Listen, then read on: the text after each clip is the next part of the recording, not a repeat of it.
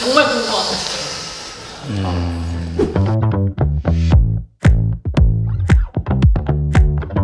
연예인들이 받았다고 오픈하는 시술 중에 대표격은 사실은 울세라랑 써마지인 것 같아요. 그리고 사실 뭐 연예인들이나 아니면 인플루언서들이 어떤 시술 받는지 이 유튜브 같은 거 보면서 시장 조사를 좀 많이 하는 편이긴 한데, 많이 언급되는 게 울세라, 써마지, 그 다음에 리쥬랑 같은 피부 주사, 그 다음에 레이저 토닉, 그런 것들 많이 하고 계신 것 같고, 단순하게 피부 관리뿐만 아니라 뭐 운동이나 식습관이나 혹은 수면이나 이런 것들 다 관리 꾸준히 해왔기 때문에 사실 그렇게 되지 않았을까 생각이 들고요. 그게 뭐 한두 해 한다고 되는 게 아니라 젊었을 때부터 사실 꾸준하게 관리를 해야지 그렇게 연예인들처럼 깨끗한 피부 혹은 좀 젊어 보이는 얼굴을 가질 수 있지 않을까 생각을 합니다.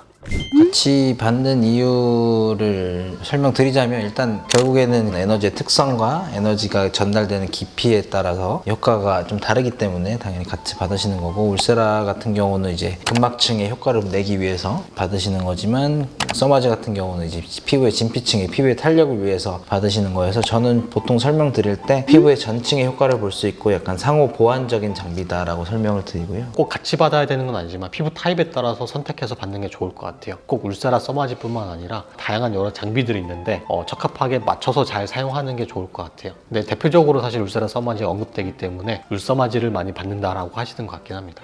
그리고 또 이제 연예인분들 보면은 입금 전, 입금 후 이래가지고 단기간에 갑자기 반딱반딱해져서 나오는 경우가 있는데, 이게 실제로 가능할까요? 충분히 가능하죠. 뭐 울세라나 써마지는 어떤 장비들을 받았을 때 다운타임이 어느 정도 있고 효과가 이제 피크가 나타나는 시기가 좀 다르긴 하거든요. 그래서 대부분 이런 이제 에너지 장비 같은 경우에는 한 달에서 두 달 사이가 효과가 좀 가장 좋을 때이기 때문에 아마 촬영 중요한 일정 혹은 결혼식을 앞두고 최소 한 달 전에는 받지 않았을까 생각이 듭니다.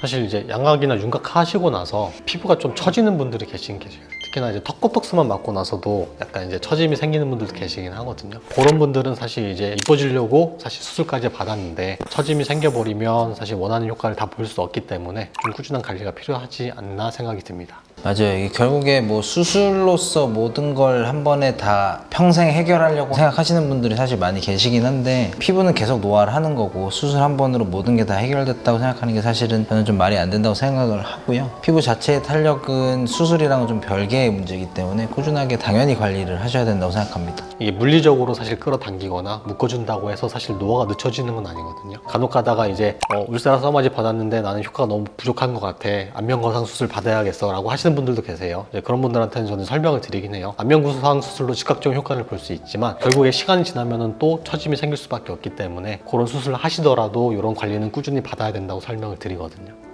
연예인 같은 피부가 되고 싶다면 월에 얼마를 쏟아야 정말 궁금하다. 제 기준에서는 사실 올해 한 40~50만 원 정도만 꾸준히 써도 사실 충분히 유지 관리하다고 생각이 들긴 하거든요. 요즘에는 뭐 저렴하게 받을 수 있는 시술들도 많고, 나한테 맞는 적합한 시술들 조합을 짜서 일정에 맞춰서 꾸준하게 진행하면은 모든 시술이 다 매달 필요한 건 아니기 때문에 그 정도면 되지 않을까라는 생각이 듭니다. 결국에는 꾸준한 거, 꾸준하게 본인이 감당할 수 있는 선에서 본인에게 잘 맞는 시술을 꾸준하게 진행하는 게 어떻게 보면 피부를 좋게 만드는 가장 큰 비결이 아닐까 생각합니다. 근데 그 꾸준한 관리라는 게 꼭 병원 관리뿐만 아니라 집에서 하는 홈케어도 굉장히 중요하거든요. 그래서 너무 고가의 기능성 화장품들을 막 사용하시거나 하는 거는 좀 가성비가 떨어질 수도 있을 것 같고, 나한테 적합한 이제 저렴한 혹은 가성비 화장품을 잘 찾고 가성비 시술을 잘 찾고 그런 것들을 잘 복합을 시키면 좀 더 저렴하게 연예인들처럼 꾸준하게 관리를 받을 수 있지 않을까 생각이 듭니다. 다들 누구나 연예인처럼 되고 싶은 거는 꿈이잖아요. 지금 한국에서는 사실 워낙 이런 미용 시술이 대중화돼 있고 여러 가지 화장품이나 이런 것들도 잘 발달되어 있기 때문에 충분히 가성비 있게 관리를 꾸준히 할 수 있다 생각이 들고요. 그런 관심만 있으시다면 충분히 연예인처럼 관리를 받고 연예인처럼 우아하게 늙어갈 수 있지 않을까 생각이 듭니다. 일단은 뭐 한 번에 해결하려고 생각하지 마시고 꾸준한 시술을 통해서 노화를 늦추고 피부를 더 젊게 만드는 습관을 들이시기를 기대합니다. 잊지 마세요. 당신은 언제나 우리의 뮤즈입니다.